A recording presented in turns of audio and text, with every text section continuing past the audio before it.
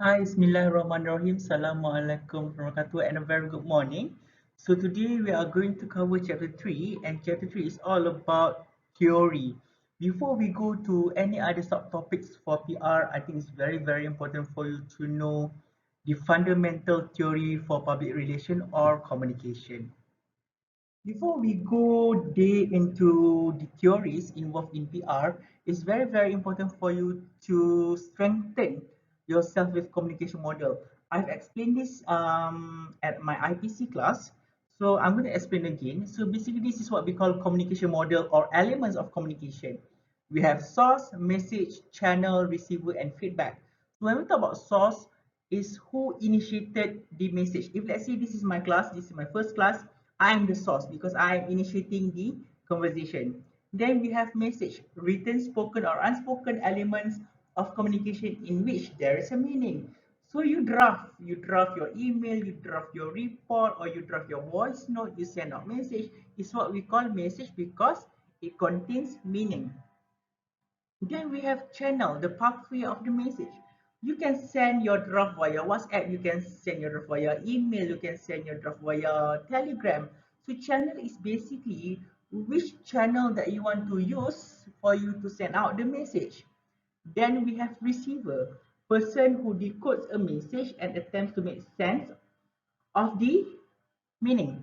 So meaning to say that whoever received the message that someone initiated before is what we call the receiver. So basically you guys in this context, you guys are the receiver because I'm making sure that this video presentation, you guys will receive it and view it for our next class. Then feedback. Feedback is the response to the message. Sometimes feedback is not just giving out like the command. Sometimes feedback can be in the form of questions. If let's say you do not have, if let's say you do not understand certain thing, then you ask question. Question can be part of feedback. So throughout this process, there will be noise. Noise is where the interruption that could interrupt the effectiveness of the message. For example, the internet connection. It could be the comprehensiveness of the message. It could be the language that we are using.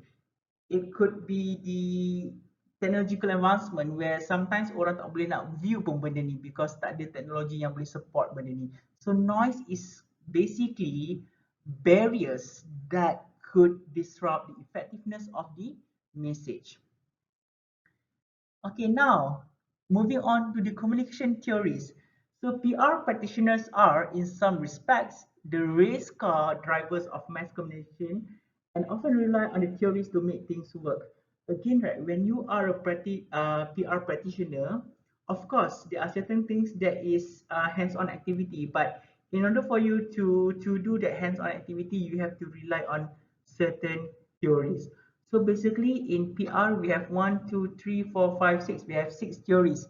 The magic bullet theory, the two-step theory, the n-step theory, social diffusion theory, the agenda setting hypothesis, and users and gratifications theory.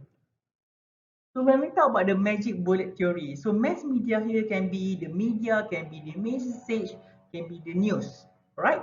The magic bullet theory is the belief that a single well-crafted message is all that is necessary to motivate people.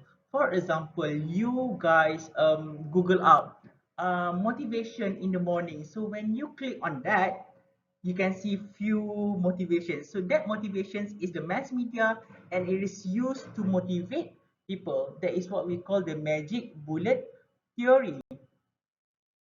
Secondly is what we call the two-step theory. The two-step theory is a refinement of the magic bullet theory that acknowledges the role of opinion leaders in influencing public opinion. For example, kalau kita tengok kan, I'm sure you guys have heard of Dalai Lama, where one of the leaders dia cakap pasal motivational kind of thingy. So sometimes bila orang tu prominent in the market, sometimes it is how should I say, is more effective in influencing public opinion. Then we have the n-step theory. The n-step theory is the recognition that influential opinion leaders may change from issue to issue. For example, we have a media, and under media too, we have different leaders. Because you know why? Some leader they are expert in certain field. For example, okay, let's put it this way.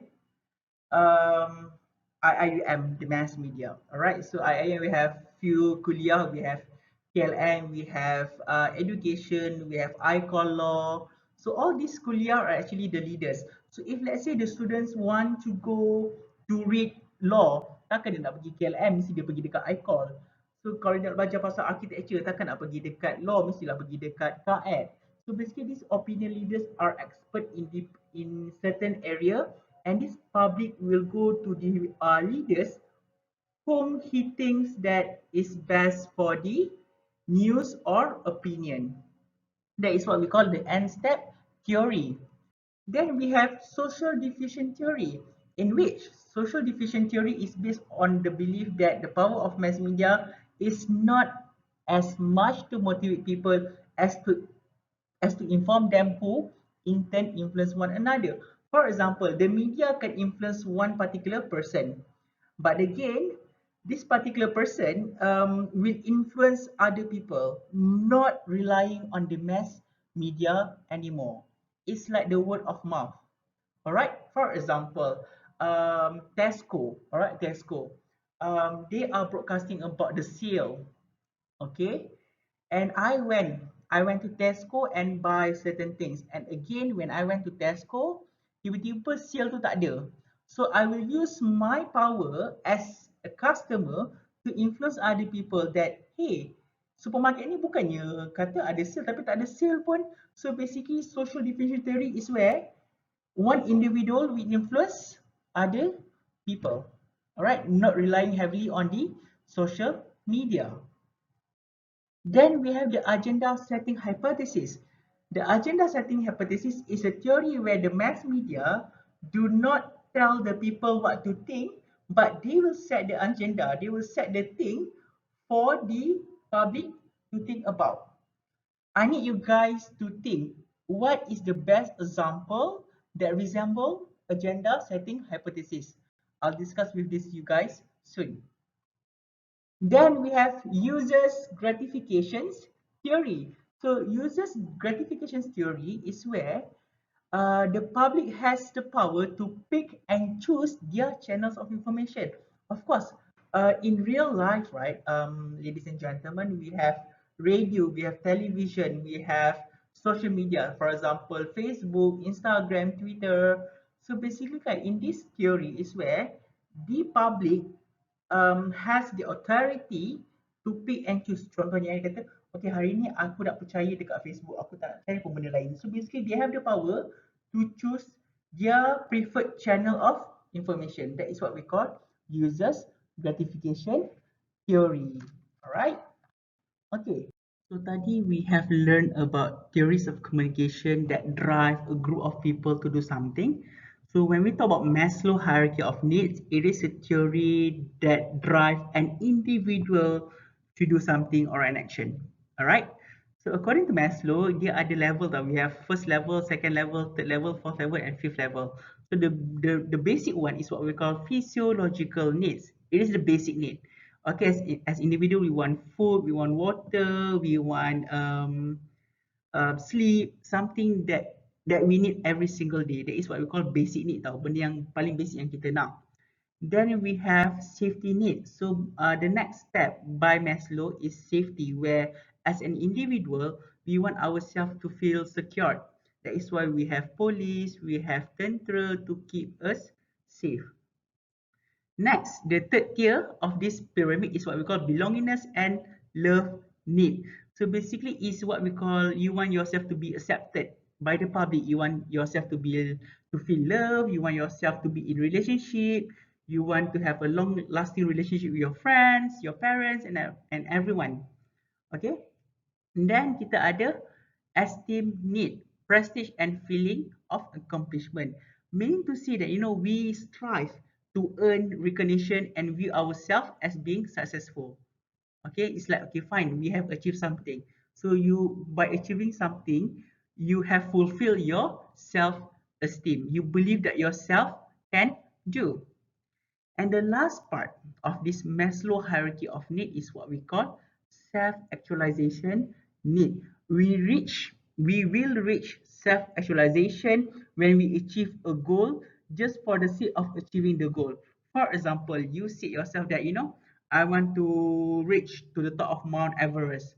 So once you have reached to the top of Mount Everest, meaning to say that you have reached your self-actualization. Okay, before we end this class, I want you to think, how do we differentiate between esteem need and self-actualization? We'll discuss this on Wednesday. Thank you so much. And to the another PR group, we'll discuss this during your class day. I'll see you soon. Assalamualaikum.